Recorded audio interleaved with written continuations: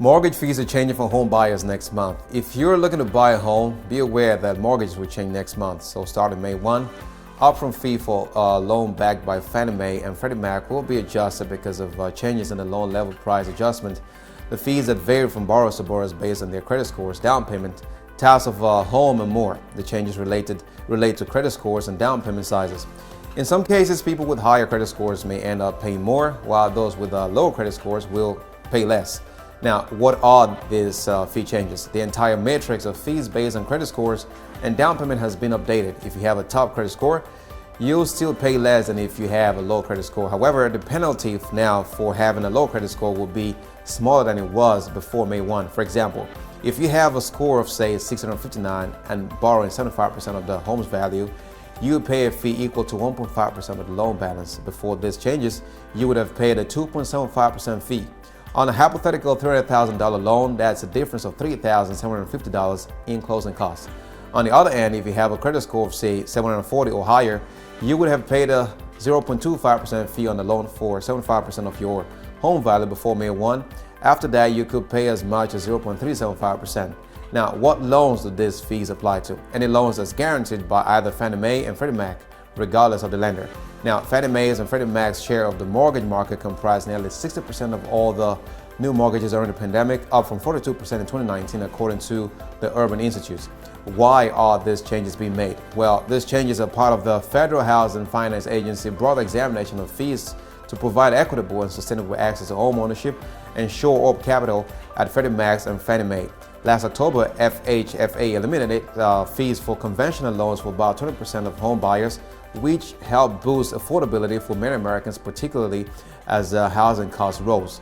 Groups that benefit from that change include low to median income first-time home buyers, buyers using the Home Ready, that's Fannie Mae, or Home Possible, Freddie Mac low down payment mortgage option for low-income buyers, buyers using the HFA Advantage, Freddie Mac, or HFA Preferred Fannie Mae loans offered through state and local housing finance agencies, and single-family loans that fall under Duty to Serve program that helps low and moderate income family finance manufactured housing and rural housing purchases. Are these changes positive changes? Well, it depends on which side of the spectrum you land.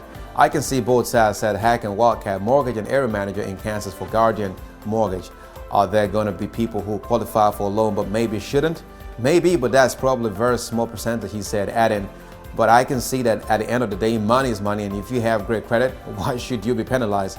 Will there be any more changes? Well, FHFA also plans a fee on August 1 for borrowers with at least a 40% debt-to-income ratio and 60% loan-to-value ratio calculated by how large your loan is compared with the value of your home. This fee was also supposed to take effect May 1, but was delayed and after pushback from the industry.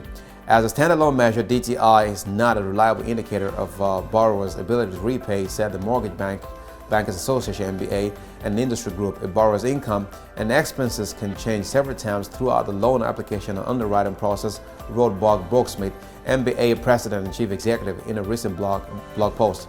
This is especially true in today's labor market, which is shaped by growth in self-employment, part-time employment, and gig economy employment, he wrote. Now, this would create complications and problems for borrowers and lenders alike. The DTI fee will also likely affect a larger group of potential buyers. Walcott said a lot of people fall under 40% DTI, and this is going to be a big impact for them, and this is going to impact their purchasing power. We're going to have to see it in practice and see how it plays out, but overall, the thought process is probably sounding good, he said.